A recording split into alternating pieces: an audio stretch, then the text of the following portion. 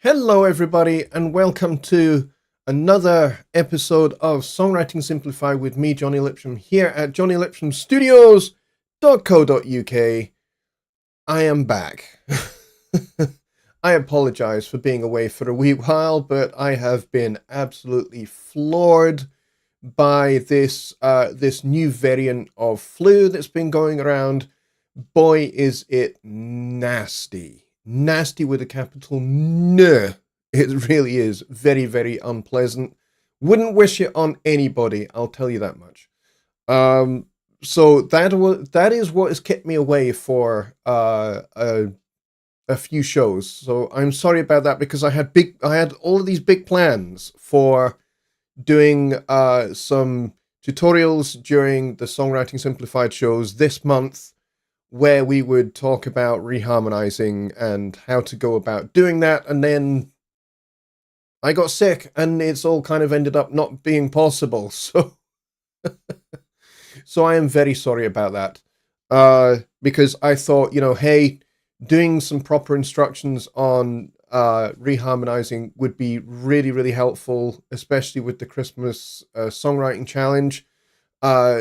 So yeah, I'm sorry that hasn't worked out this year. We will definitely do this again next Christmas, where I will actually do a proper bunch of tutorials on reharmonizing, because it's great for Christmas, because it's great for Christmas carols, and for other public domain kind of Christmas orientated songs.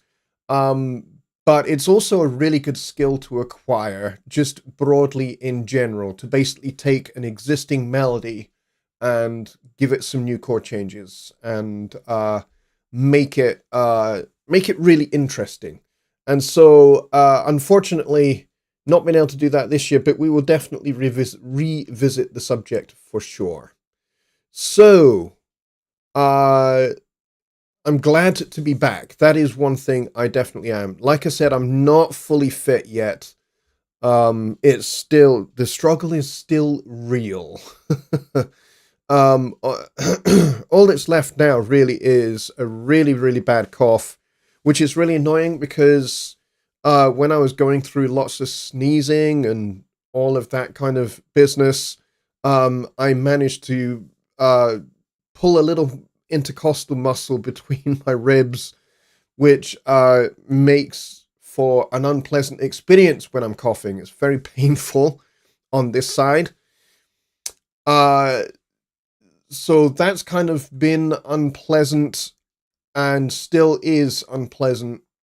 But then the other thing is the fatigue. My goodness, the fatigue is bad. So what that basically means, experience-wise, is I just don't have any energy to do anything. Like, if I go downstairs to go and make lunch, I'm pretty breathless once I've got down to the kitchen, and I have to take a little pause for a minute, and then I make my lunch. Excuse me. Whoa. Hang on just a minute. Gonna mute the mic. Hold on.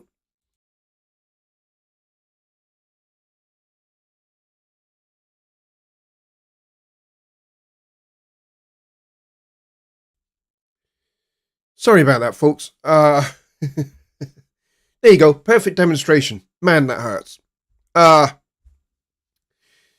So, as I was saying, I make my lunch, and then I bring it back up the stairs, and by the time I get up to the top of the stairs, again, I'm just like totally exhausted, done in. So it's not been entertaining. So what I would say, and I'm not a medic when I say what I'm about to say, but if you are eligible to get flu shots, I highly recommend it. I highly recommend you get them. Will it actually stop you getting flu? No, it won't. But what it will do is it'll give you a much better fight against the infection when you do get it, and it'll be quicker and it'll be easier, and you'll be through the other side very quickly. And you probably won't have half the side effects and symptoms that I've had. Unfortunately, I'm not in a high priority. I'm not in a high priority group here in the UK where I can just jump the queue and get the latest vaccines.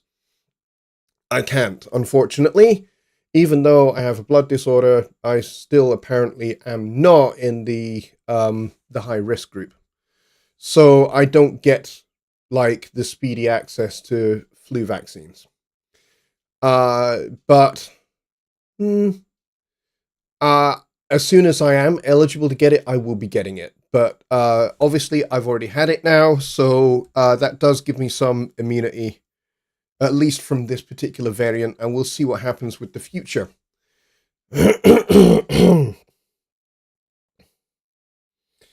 Anyway, Rich Cresswell says, from this point you'll be known as Bob Fleming. Bob Fleming. What a great comedy character he was from the Fast Show. It was one of my favorite comedy shows, the Fast Show, and Bob Fleming was absolutely hilarious. All right, let's go see who's here. Just catch my breath a second. So, Billy Morgan was first in the door. No surprises there. Followed by Christina over in Denmark. She was not too terribly far behind Billy. And then we got Rich Cresswell, we got Daryl Harrison here, we got Dwayne, we got Just Bob as well. We got Cal Traduziak, and we've got Keith here as well. We got Paul Morgan, we got Brett Marla, we got Don Oliver. We got Dave as well. I'm just scrolling down. We got Steve Wilson. And it looks like that's it for right now. Oh, we got Juan here as well. He's just come in. So, Juan, you just missed my epic coughing fit. That was entertaining for everybody, I'm sure. All right, so like I said, everything to do with the Christmas challenge has gone completely out the window. Sorry about that. The deadline is still the 19th, which is coming up very, very fast because it's Wednesday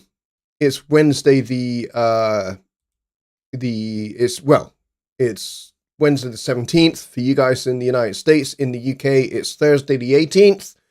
So Friday is the deadline, okay?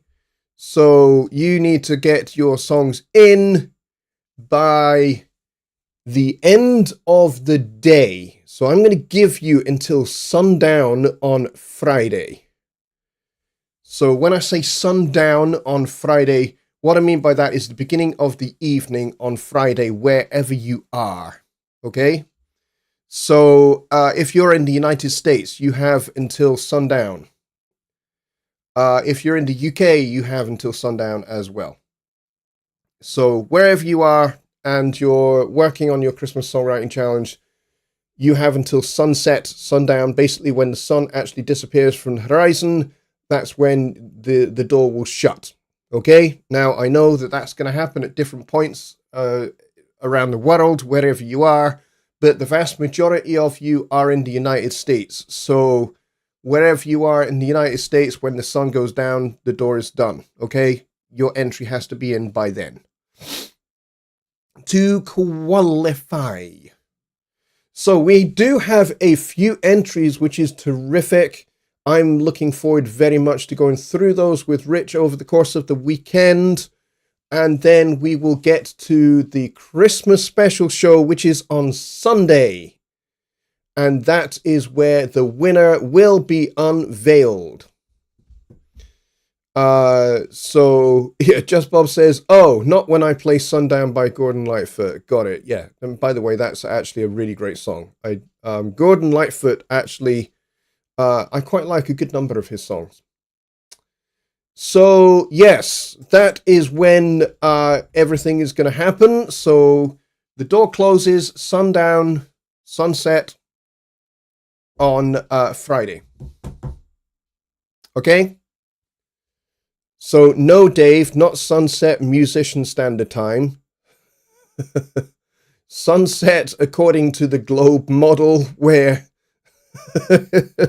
where the sun actually sets. Now, given that it is kind of winter time both in the United States and in the UK, that does mean that sundown is going to be reasonably early. So be aware of that.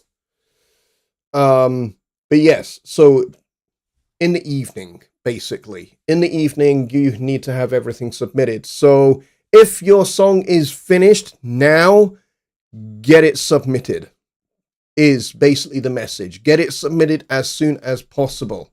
You have basically about 36 hours left before the door shuts. So get your entries in. I'm really looking forward to going through them all with you guys, with Rich on the weekend, and then we'll unveil the winner on the Christmas special show on the 21st, which is coming up very, very soon.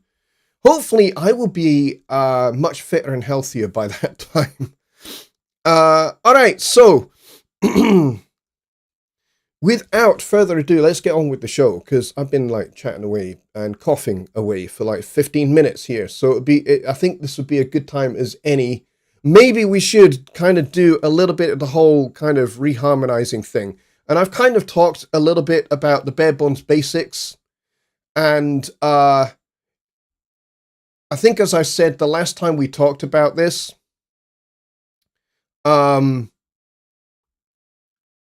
essentially any note can be harmonized by any chord.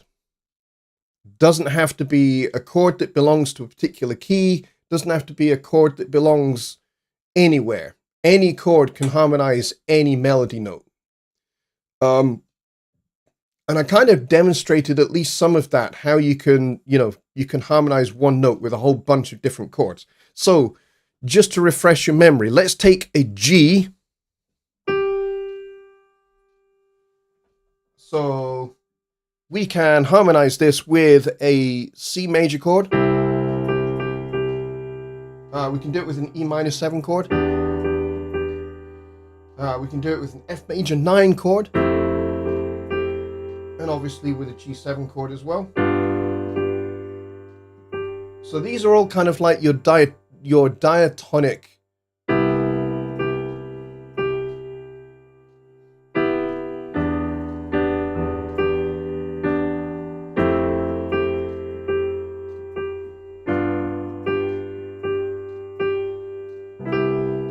So all of those will definitely do the job. And they will sound pretty good.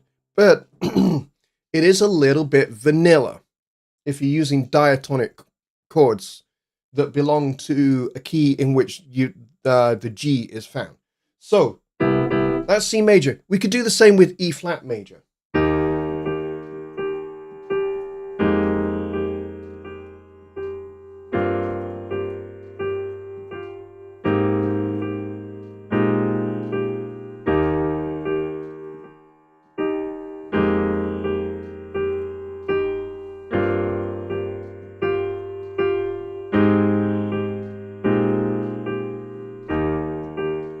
So again, I'm harmonizing the same note. We're in a different key. We're in E flat major, and I'm going E flat, F minor 9, G minor 7, A flat major 9, and then basically B flat 13 sus 4. Whoops. And then that takes you back to E flat. Now, again, that's diatonic. It's just in a different key, but we're still harmonizing the exact same note. So C major.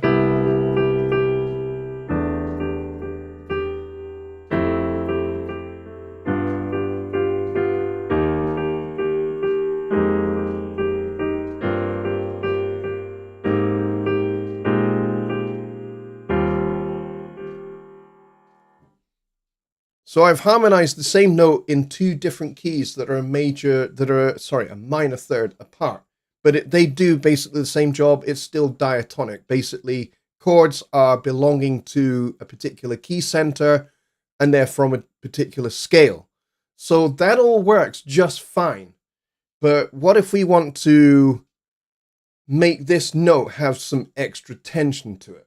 We did that a couple of times there with the F minor 9. And maybe with the A flat and the B flat there. But there's different things we could do here. We could do like a D minor 11 to just add a little bit of kind of darkness and mystery to the chord. We could also do this chord. Well, what's this? This chord is one of my favorite chords. And it's basically D flat major 7. There's the major 7.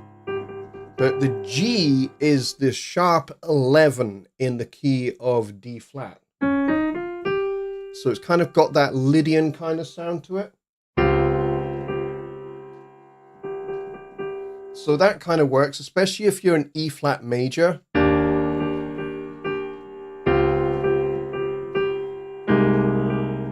And there we can do this A flat with the third in the bass. And then we could do, if we really want to get a little bit spicy, it's like an E flat with a B in the bass,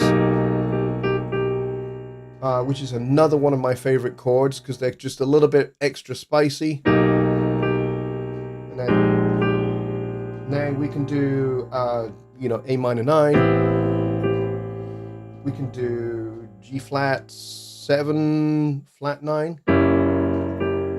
That kind of sounds a little funky, but not so bad when we resolve it down to the F minor. We can do E7, sharp 9, sharp 5. So, like I say here, you can harmonize any note with any chord. So, how does that work if we take, rather than just one note and throwing a bunch of different chords at that one note, how about if we take a sequence of notes and harmonize those sequence of notes in a different way every time? So let's try something again, diatonic, which is the first 5 notes of the C major scale. So if we just go up to the G, now obviously we can do,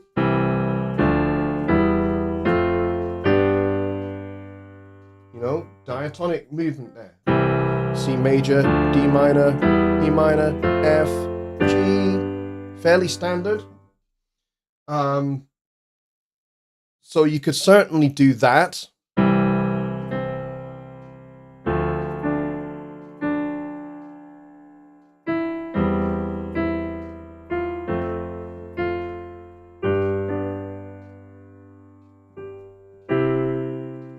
That would be one approach, which is kind of like the more diatonic approach again, because we're using chords from the same key.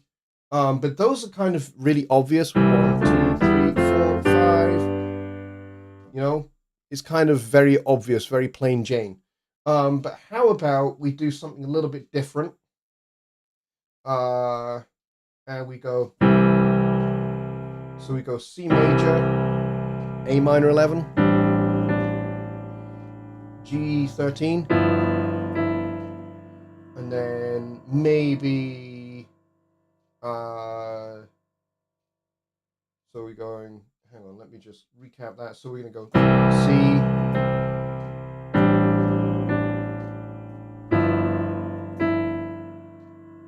and then maybe, how about D minor 11? And then when we get to the G, we could do F over G,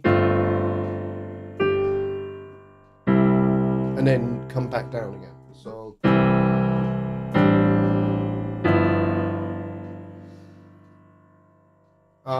but let's say we want to spice things up and be a little bit more chromatic with our harmony, not using chords that belong to C major specifically. So you could do C, B flat, and then we could go A minor, and then we could go A flat 13, and then we could go F minor 9. And that would harmonize the same notes. So C major, B flat, A minor, A flat 13, and then we could do E7 sharp 9 sharp 5, and then if we're staying on this G, then we can go to the E flat major, and let's say we're going to harmonize going back down. So we're going to go E flat major, B flat major 7 over D, and then we'll do let me see, maybe this,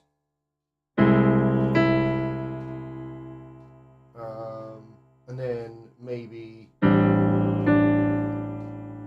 and then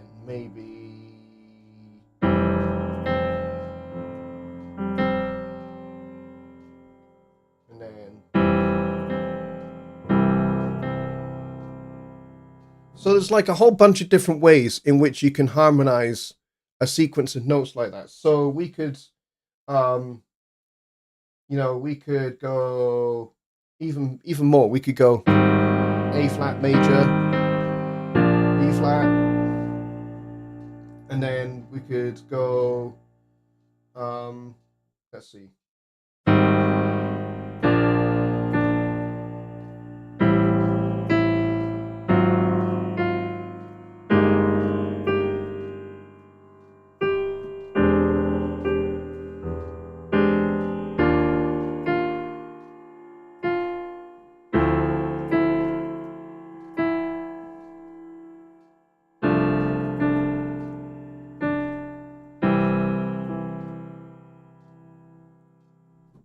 Or we could go, let's see.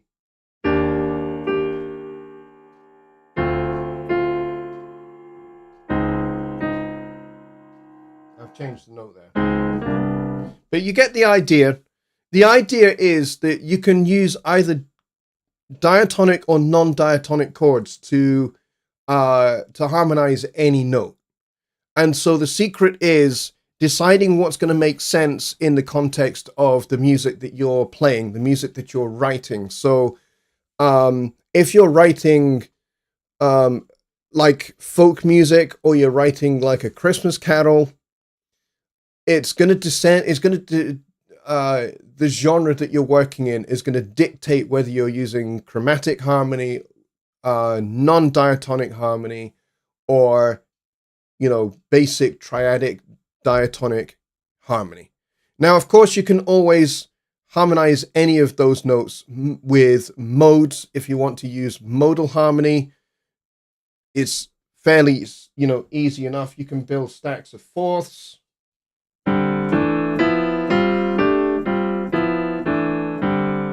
And harmonize things that way, or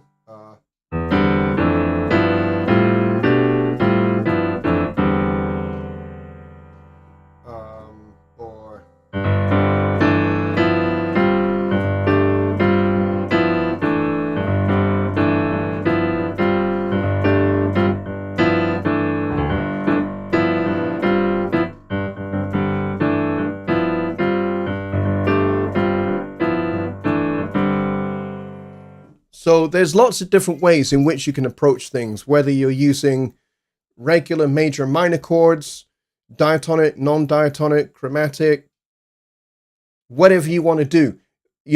Polytonal chords is also an option. Depends upon how spicy and explorative you want to be about chords.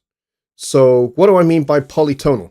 Okay, let's take, for example, a C major triad with the left hand, and then on top of that, we'll put a G flat major triad. Okay, so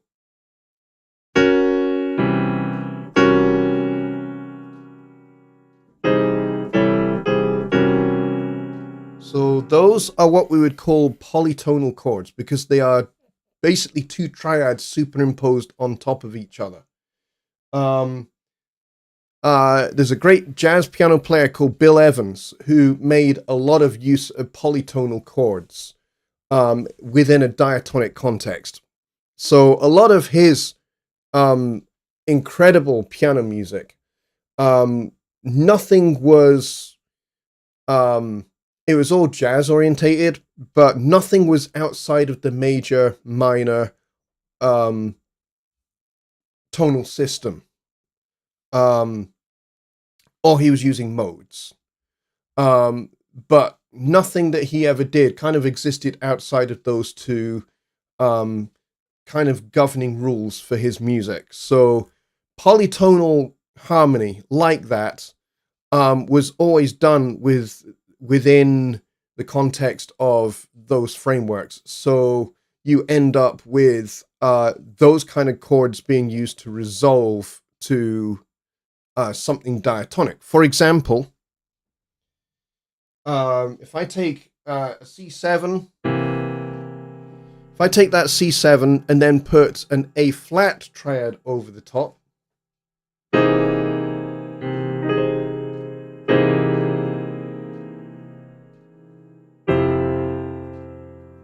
that's going to resolve down to F.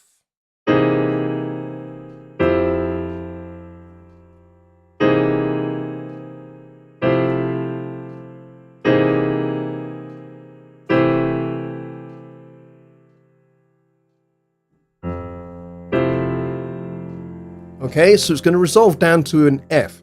But one of the things that Bill used to like to do was things like this.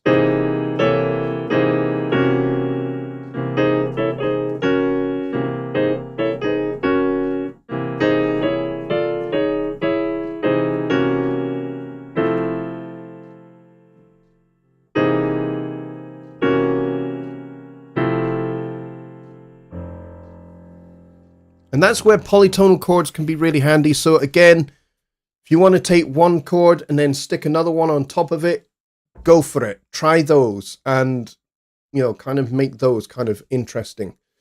An interesting way to harmonize a given set of notes. So if you're doing something like Jingle Bells or Silent Night or something like that, then think about how you're going to approach those melody notes with different chords and see what falls, see what sounds good. I mean, that's basically the secret, is finding what sounds good in the context of the style of music in which you're working.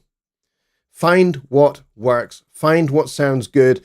If that means that you're using particularly spicy chords or particularly not spicy chords, kind of up to you. But it's a way in which to make, to basically give fresh life to an already existing melody. So that is kind of what I wanted to put out there at the start of the challenge rather than at the end, so that you guys had something to work with and some ideas to work with if you wanted to do a reharm of, you know, something like Silent Night or Jingle Bells or We Wish You a Merry Christmas or any of the other Christmas songs that you might have wanted to have done a reharmonization of. Last year I did Carol of the Bells, which I decided should be a modal piece. Because to me it just felt easier to harmonize the melody, because it is very scale based. So I thought, well, why don't I turn the scale of the song into basically a mode and build my chords out of that mode, which is what I did. So if you want to check out that, you can go to my SoundCloud. Just look for Jonny Lipsham Studios on SoundCloud, and you should happen upon it there, and you'll find Carol of the Bells there. I did that last year. I have also done a reharm of Silent Night, which I will be unveiling on Sunday, so you can get to hear that. And again, that's kind of got a more chromatic kind of approach to the harmony. But again, I've kept it very much within the major-minor tonal system in which the song already exists. So I've not really departed from that very much. I've just, played around with the original chord changes and made them a little bit more interesting. And it's done kind of a little bit more of a kind of waltz, got some brushes and an upright bass and things like that. So I will be unveiling that on Sunday at the start of the show. So instead of the regular theme tune, you'll hear my arrangement of Silent Night. So I hope you like it. Anybody got any questions or anything they want to say without giving away what they're doing for the Christmas Songwriting Challenge? Because I'm not going to listen to any of them until after the closing date. Okay, once the closing date is passed, then I will start listening to them. But I'm not going to listen to them yet, because I've done. That's the way we, Rich and I, have done it with all the other challenges that we've done. We don't listen to the songs until we start doing our judging, because even if I hear a work in progress, I don't want it to kind of color my judgment particularly. I want to hear the songs fresh for the very first time when we're judging. So, if any of you have got anything that you want to say about the challenge, your experience, how you found it, then please do get that in the chat. I'd love to hear what you have to say. And also, like we talked about the last show I did, if you have predictions as well for the future of music production, what technologies you think we're going to have in 2026, where you might see kind of current technologies going the direction that current technologies that we already have, where you see those things going in 2026, then please do get those in the chat as well.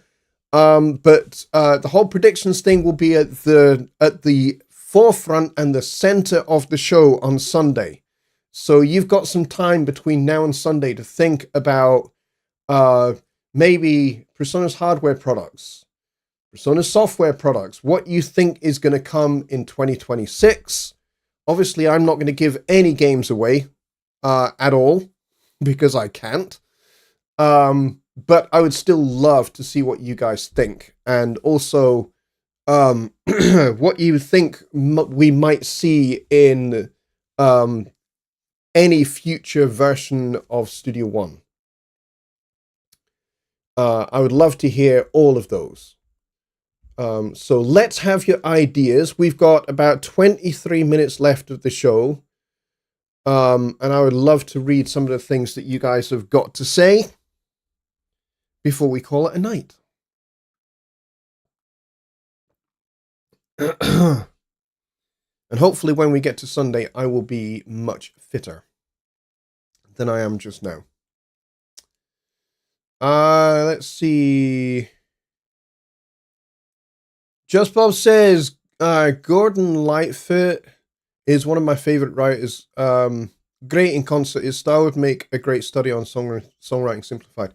Yeah, I would love to do, actually, one of the things I've been thinking about is finding a way to be able to do studies on particular songwriters in 2026 for shows like Songwriting Simplified, where we can actually feature a particular songwriter and we can talk about their songs, we can talk about which songs were hits and why, and things like that.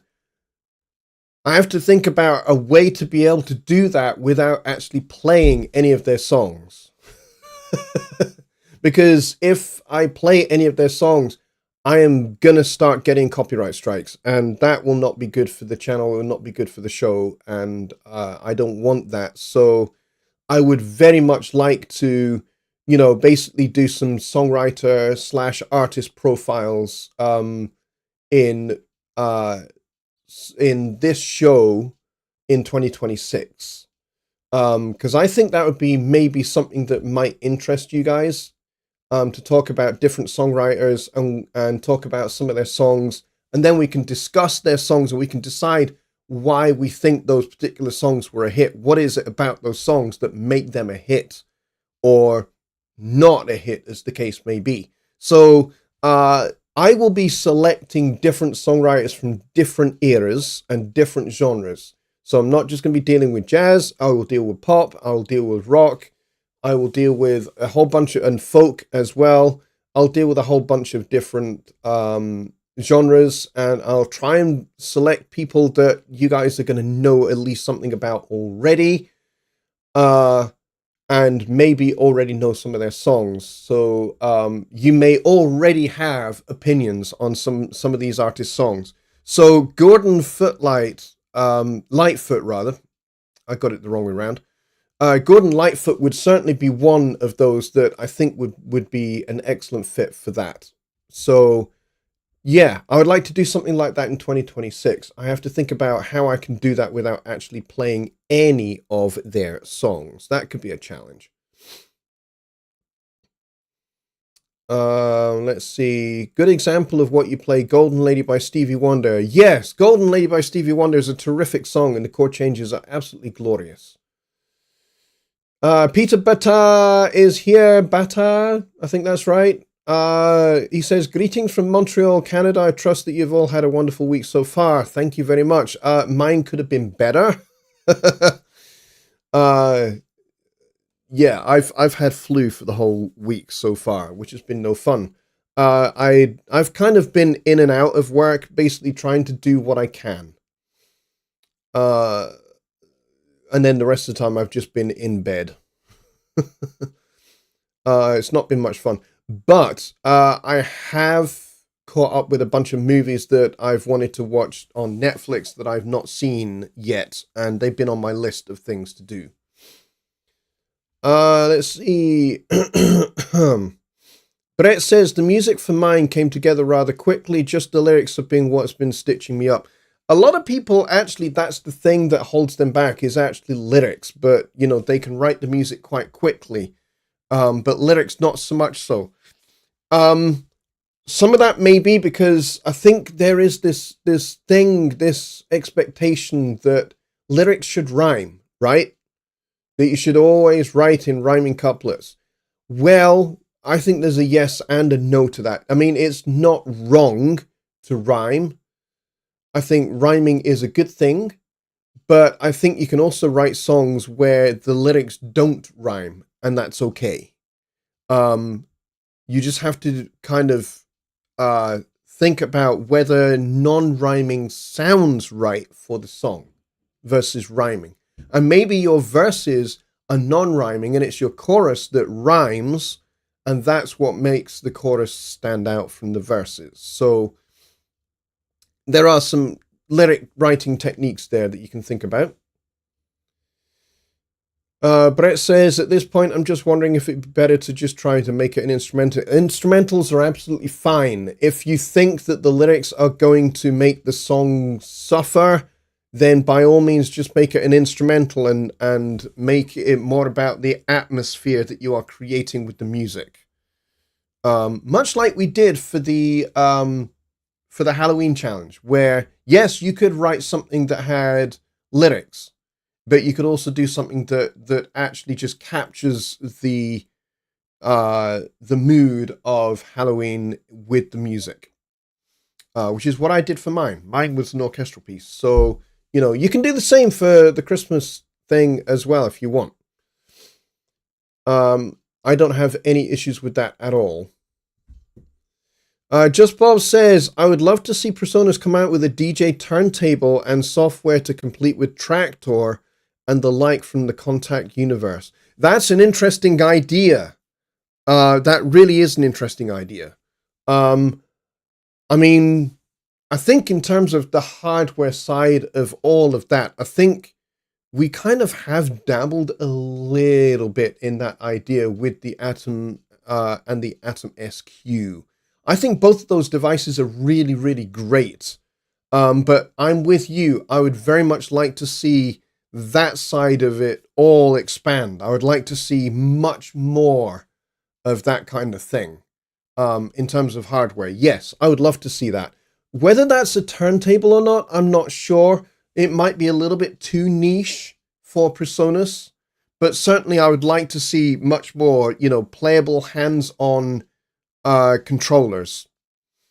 Maybe similar to the Atom or the Atom SQ.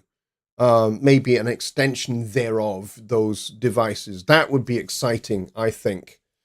Especially if they have a lot more control and a lot more deep integration with Studio One. I think that would be exciting. Yeah, that's a great little prediction. I would like to see that too. Do you think we would, just Bob, do you think we would see something like that in 2026? What do you think? Okay, Peter, so it is pronounced batter. Okay, I will try and remember that. Thank you for that. Let's see. What else do we have here? Lyric content is where I'm struggling with to make it more holiday themed and fits with the changing mood for the bridge sections. Yeah, if you are actually struggling with the lyrics, just drop it.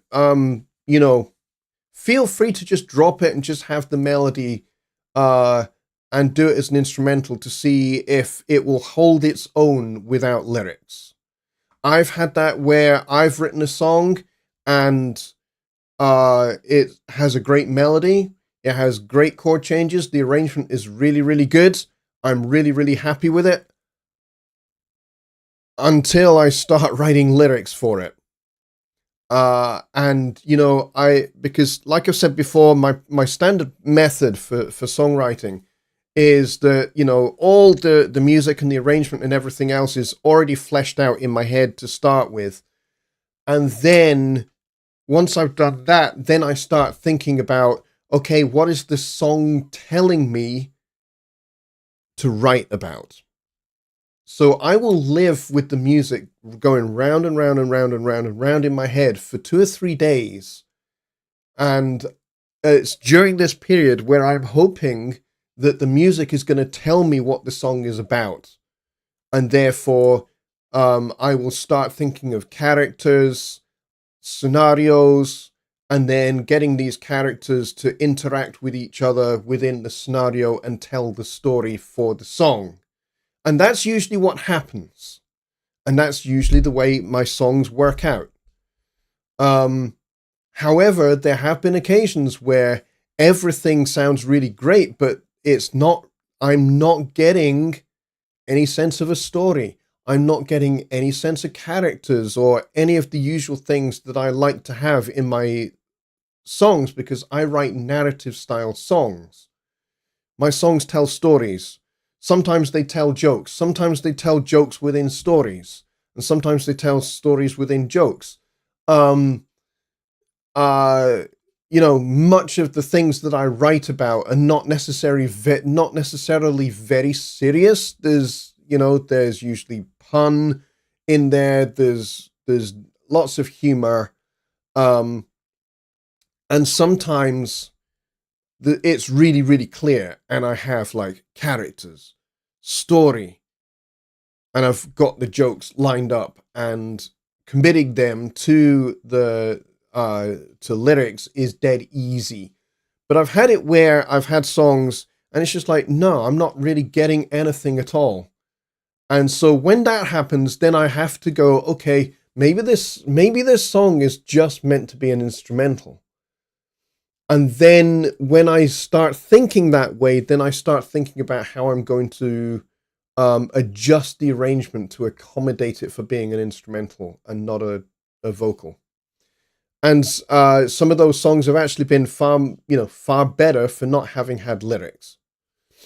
So, I mean, there are some of my instrumental songs where, people are just like, this is such a great tune. wouldn't it be great if, if you wrote lyrics to this? And I'm just like, well, actually, there are lyrics that I did write for this song, but they just didn't make it. And so, that's just one of those things that happens as a songwriter. And you have to let in my opinion, anyway, you have to let the song dictate what it's going to be, rather than try and force it to be something that you want it to be. Allow the song to be its own thing, so that when you bring it into being, when you bring it into the world, it's formed in the right way, rather than you've tried to force it to be something it's not gonna be. Dwayne says, I would like to be able to control lights in the show page. There are a lot of people that would agree with that. And in fact, there is a long-standing feature request for exactly that for the show page. I don't think we're finished with the show page. I'll be honest. I know that there's not been a lot going on with the show page during Studio 1.7, and maybe not even really during Studio 1.6. There's been some stuff that's been added, like the arranger track and the chord track and things like that. So those are now in the show page. And of course, the lyrics display, that's something that's very much there in the show page as well. But I don't think we're finished yet. There are a bunch of really, really, really good outstanding feature requests that are in the feature requests section at feedback-software.presonus.com. And one of those is for lighting control using DMX. And there's a couple of others to do with syncing video and things like that. I think all of that would be fantastic. I would love to see those too.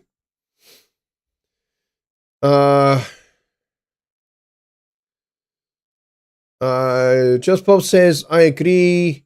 I hope we do see something like that. A turn wheel like a turntable gives infinite possibilities with MIDI. I guess it would. And, being able, DJs being able to, do virtual scratching and things like that could be quite good fun.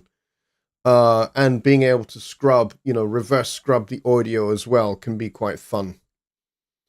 Brett says, I've been writing such dark stuff lately that writing lighthearted or whimsical just doesn't come out. Some people, that's also, that's just their thing. I have a really, really good friend. She is a terrific songwriter. She's fabulous. Absolutely fantastic.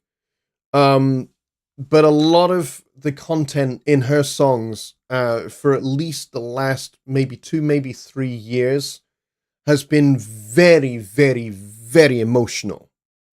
Like, very honest, very kind of bringing, not bringing darkness into light, but more kind of like dealing with complex emotional issues that we might encounter. Things like grief and processing grief. A lot of her songs, most recently in the last 2 or 3 years, have been about that, and it's been quite a personal thing for her. And so she really doesn't do kind of upbeat songs, or at least at the moment, she's not really doing up-tempo, upbeat songs, particularly. Much of what she's writing about is processing, very difficult emotional experiences and getting all of that out into song at the moment. But she's writing fantastic songs, even though they are quite, they're weighty. I'm not going to say they're heavy or dark or hard to listen to, but I would say they are definitely emotionally weighty. And certainly if you are somebody that is processing grief or loss or something like that in any way, shape, or form, her songs will help you. No question. They are some of the best songs I think I've heard in a very long time in dealing with processing emotional subjects like grief and loss and things like that. Um, so yeah, sometimes, we go through different moods, we go through different cycles, we go through different things, different places where we are in our lives, not just as musicians and creative people, but as artists as well. And so most people write out of where they are in their lives. So, and some people, the way they process difficulty is with humor. That's what I do.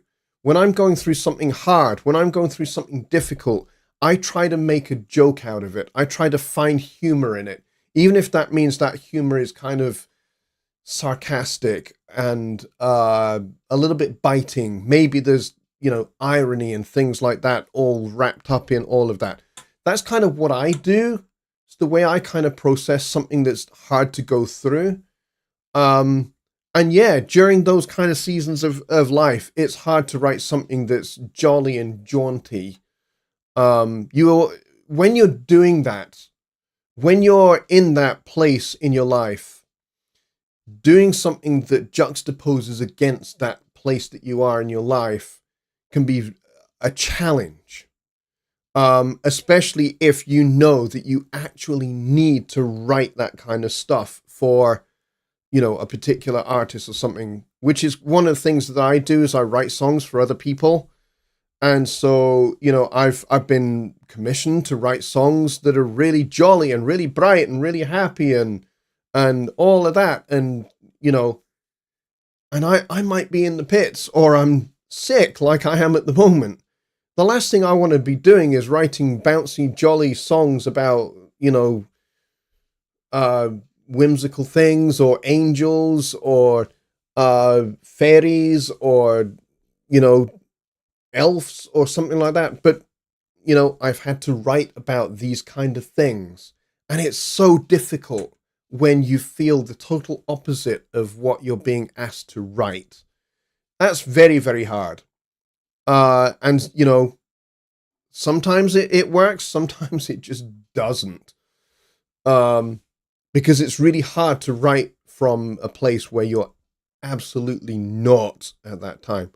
And so, you'll find that in those songs that I've written relatively recently for these other folks, where they are kind of lighthearted and things like that, you'll find a lot of the humor is actually quite dark.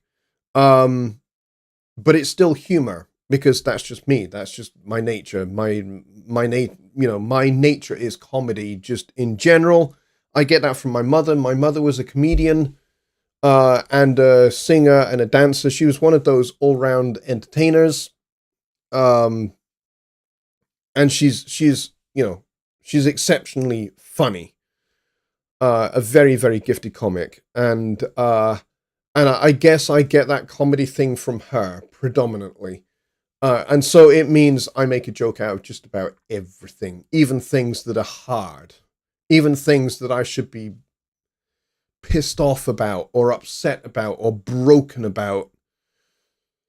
I will find humor is the way that it comes out. Brett says, grief has been partially a subject of mine for the past few years, but lately it's been more about the state of the world, so I can appreciate where she's coming from. Yeah.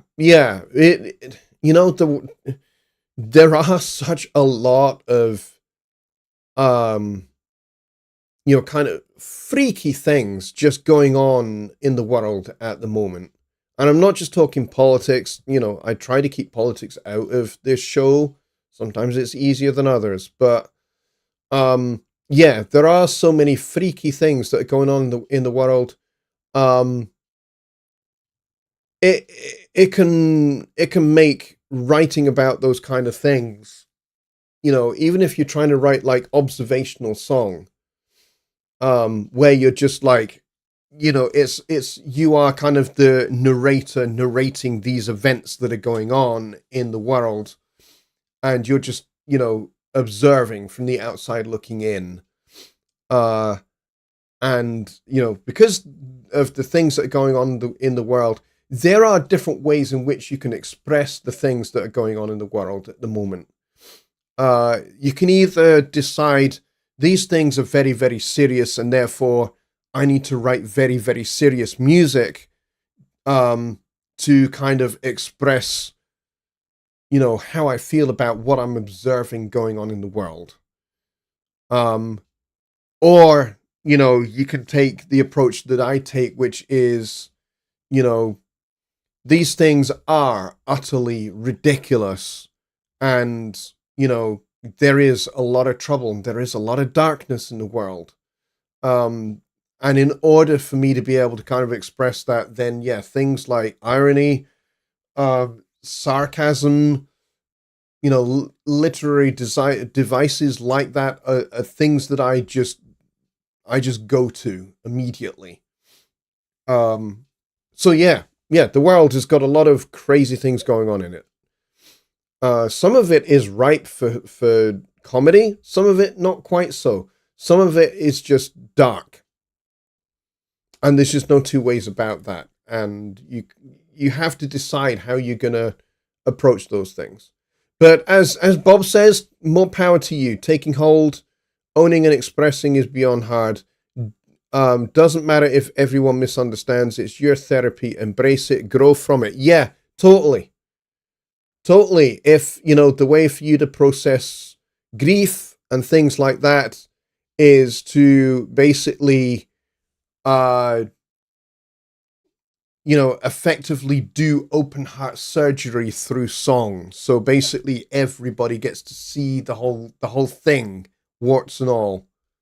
Then do that if that's what helps you. If that's what helps get that artistic thing out into the open, and it helps you process it as a person, as an individual, and it also helps you creatively, then go for it. Those kind of really, really bare bones, honest songs, I have found a lot of those songs to be really helpful for me when I hear something. When I hear a song that basically talks about literally what I'm going through or literally what I'm feeling at the moment. Those are great because I can sit there and can go, there's another person that feels that way, that feels the same way as I do.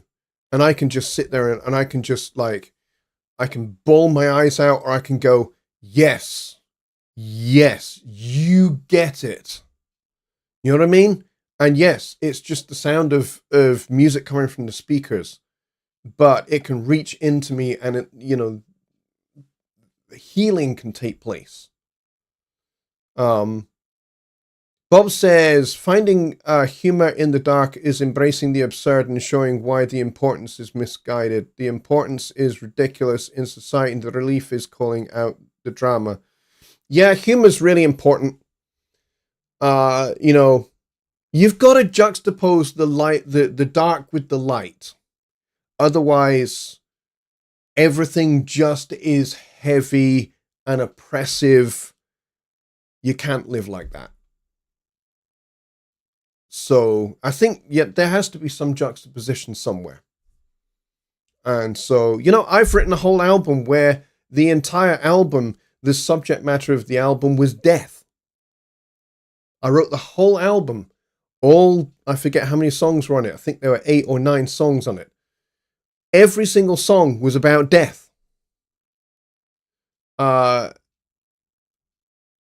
One of the songs was about 3 different stories of bizarre deaths. And I basically turned it into a 12-bar blues with a 4-to-the-floor shuffle beat.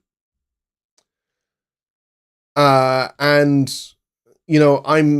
I made humor out of these 3 stories of death, which, by the way, were absolutely true stories. And so, but yeah, that whole album was entirely 100% about death. And for me, I just chose the best way to deal with a subject like death is to take the mickey out of death, which is what I did. I mocked death relentlessly on that entire record without trivializing it, without basically saying, oh, death is just nothing. And, death affects not only the person that dies, but also the people that are left behind. And so whilst I can mock death to death's face on the one hand, I also have to think about those that are left behind as well. So yeah, it's hard. Was it called Darwin Awards by any chance? Was it? No, it wasn't. Anyway, we are 4 minutes over time, folks. But thank you for hanging out with me. Thank you. I think we've only had like 15 or 16 people here. Let's see. Yeah, we peaked at 17. Not bad for a first show, kind of semi-back from flu. My voice held out, which was amazing. I had the one little coughing fit. And that's pretty much all we've had. So I think I did quite well. But yeah, I'll be back on Sunday for the Christmas show.